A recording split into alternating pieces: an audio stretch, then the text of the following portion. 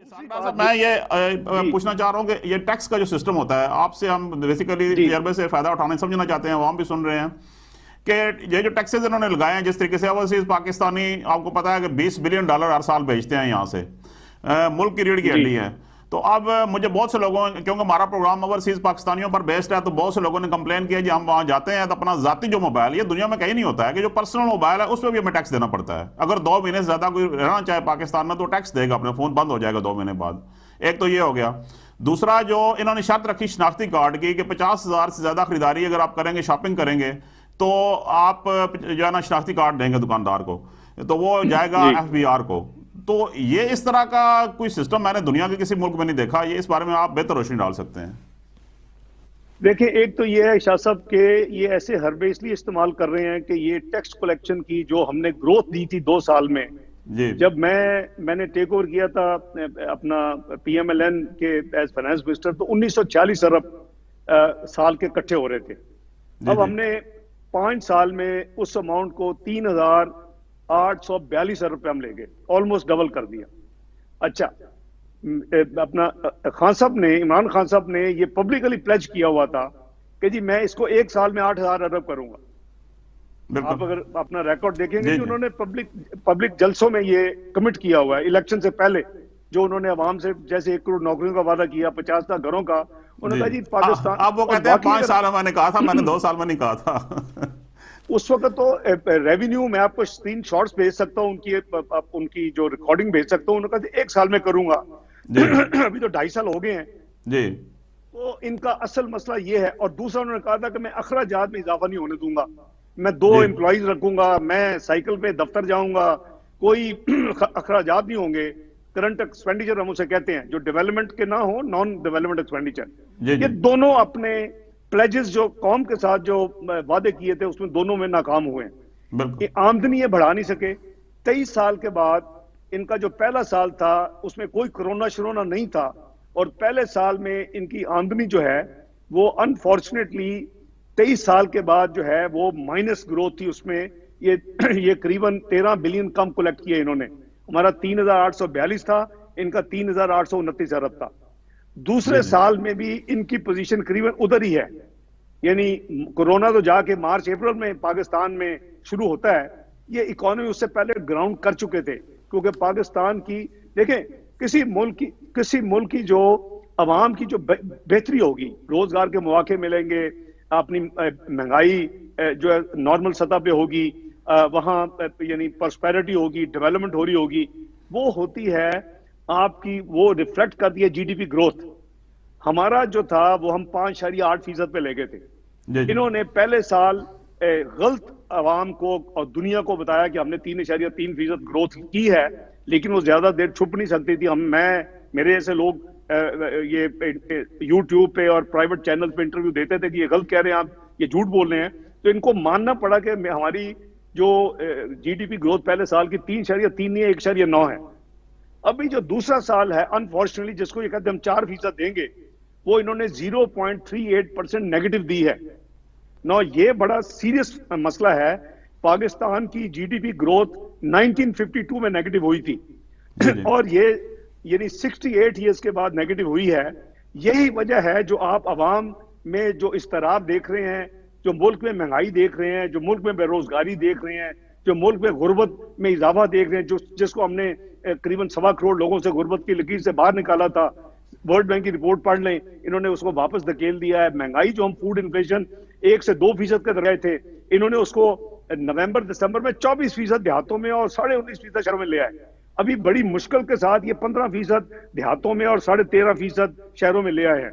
तो बात यह है जी कि इनका फोकस कोई नहीं है, इनकी तैयारी कोई नहीं है। जैसे आपने कहा कि ये पोस्टर बॉय गिनते थे ना जी, मेरा दोस्त असद उमर साहब को कहते थे पोस्टर बॉय, जी कि जी जी ये करेंगे। और इनके साथ 200 जो है अफलातून बैठे हुए हैं आने के लिए, जहाज पूरा भर के आएगा। तो अब बिल्कुल 2.5 साल हो गए हैं भाई, बस करो ये तमाशा।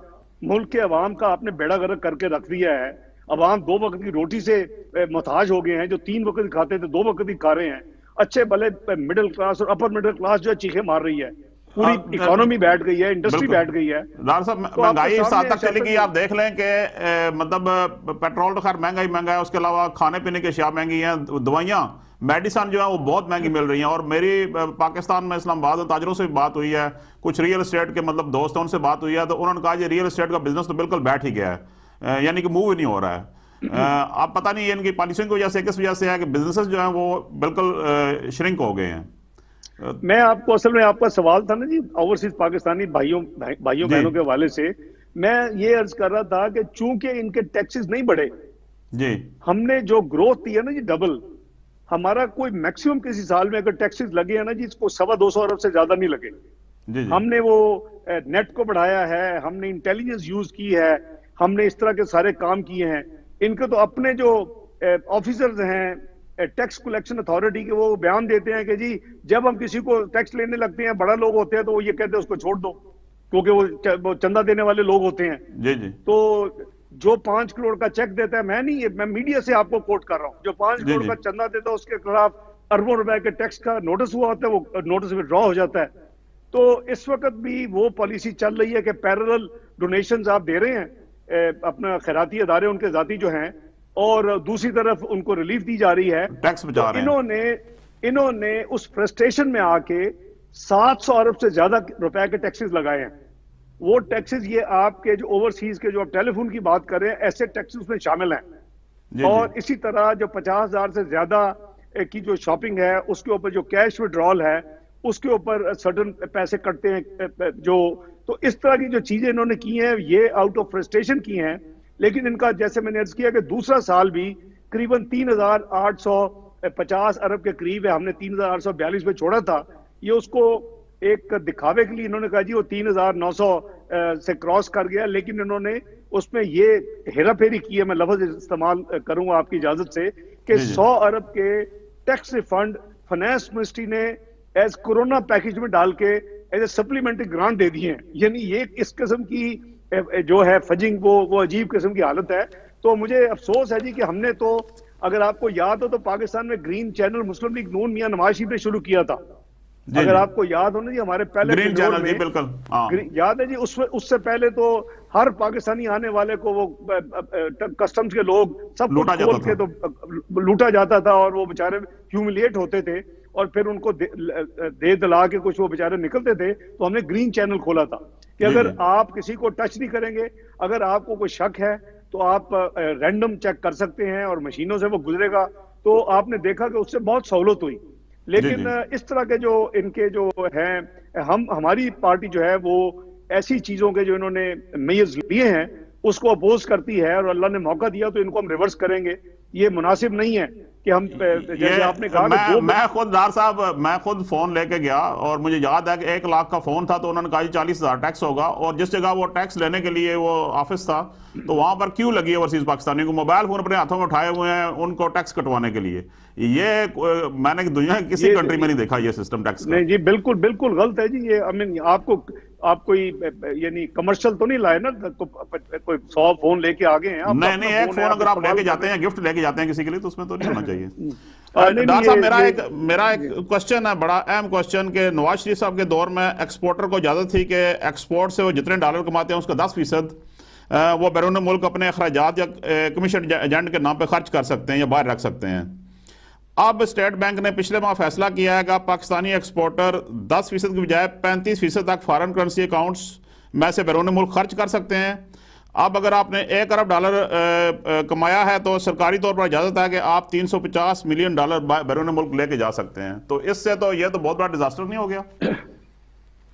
دیکھیں شاہ صاحب, ان کی کوئی بھی پالیسی سیدھی نہیں ہے, نہ مانیٹری پالیسی سیدھی ہے, نہ ان کی فسکل پالیسی سیدھی ہے. یہ اکانومی ایسے تو نہیں بیٹھتی. جی جی اکانومی جو بیٹھی ہے ساری کی ساری, اور جو مہنگائی کا طوفان آیا ہے, اور جو بے روزگاری کا ایک آسمان پہ پہنچ گئی ہے, اور غربت میں اضافہ ہر دن نئے نمبرز اس میں بڑھتے جا رہے ہیں, تو یہ ان کی پالیسیز تو فیل ہو چکی ہیں. اور جو حکومت قریباً آدھا ٹینیور مکمل کر چکی ہے, وہ آئی بھی ہے چوری کے الیکشن سے. اب تو اس میں کوئی شک نہیں ہے نا جی, اب تو انٹرنیشنل ادارے کہہ چکے ہیں, یورپین یونین آبزرور کہہ چکے ہیں, جو فافن ہے fair and free election network دنیا کا, وہ کہہ چکا ہے. ہم تو شروع سے چیخیں مار رہے ہیں کہ جی RTI سسٹم بند ہوا, الیکٹیبلز کو نیب قانون استعمال کر کے ان کو دیے گئے ہمارے لوگ, اس کے علاوہ پھر ہمارے پولنگ ایجنٹس نکالے گئے, 35 سیٹوں کو چوری کیا گیا. تو تو یہ ساری چیزیں جو ہیں اب یہ ہائی ٹائم ہے کہ جو میاں نواز شریف کی ڈیمانڈ ہے اور پی ڈی ایم کی ڈیمانڈ ہے کہ یہ حکومت گھر جائے. اگر یہ لیجیٹیمیٹلی بھی الیکٹڈ ہوتی, جتنی اس نے تباہی کر دی اکانومی کی, آپ جاپان میں دیکھیں, ذرا پرفارم نہیں کرتی حکومت, نئے الیکشن میں چلے جاتے ہیں, تو اب الیکشن کروائیں اور اس میں کوئی ہیرا پھیری نہیں ہونی چاہیے, کوئی جو پیچھے سے کوئی کنٹرول نہیں ہونا چاہیے, کوئی ریگنگ نہیں ہونی چاہیے, پری پول یا ڈیورنگ پول یا آفٹر پول, اس کو آپ چھوڑیں اور پھر ان کو کام کرنے دیں. تو بات یہ ہے کہ یہ انہوں نے تو ثابت کر دیا ہے کہ یہ ملک کو نہیں چلا سکتے. یہ ایٹ بیسٹ چندہ اکٹھا کر سکتے ہیں یا کوئی چیریٹیبل, اس میں بھی بہت زیادہ کوشچن مارک ہیں. فورن فنڈنگ کے 6 سال سے ان کا پینڈنگ پڑا ہوا ہے اور الیکشن کمیشن کو یعنی توفیق نہیں ہو رہی کہ اس کا فیصلہ کرے. اگر وہ فیصلہ آ جاتا ہے, آپ نے سنا ہوگا ان کے فاؤنڈر ممبر ہیں اکبر بابر صاحب, وہ کیا کہتے ہیں, ان کے کئی اکاؤنٹس ہیں, اس میں پیسہ جو ہے اللہ کی امانت, یہ اللہ کی امانت ہے, چیریٹی جو آپ میں دیتے ہیں, ہم بھی الحمدللہ اس میں کنٹریبیوٹ کرتے رہے 2008 تک, 99 سے لے کے, بلکہ 1993 سے لے کے, اس سے پہلے بھی, اس کے بعد بھی. لیکن جب یہ پتا چلا کہ اس پیسے کو پراپرلی اکاؤنٹ فار نہیں کیا جاتا, اس پیسے کو پارشلی ادھر ادھر کر دیا جاتا ہے, اس پیسے سے بی وی آئی کی کمپنیز میں جوا کھیل لیا جاتا ہے انویسٹمنٹ کر کے, تو پھر ہم نے, میری فیملی نے پیچھے ہٹ گئے ہم لوگ, اور ہم نے نہیں کیا. تو بات یہ ہے جی کہ اس طرح کے جو معاملات ہیں, اگر یہ وہاں دیکھے جائیں, جو کہ ان کا فاؤنڈر ممبر سارے ثبوت کے ساتھ چیخے مارتا ہے اور اس کے خلاف کیسز بنائے جا رہے ہیں اس وقت, اس کو تنگ کیا جا رہا ہے, اس کو تھریٹ کیا جا رہا ہے, وہ کہتا ہے, تو ہم کیا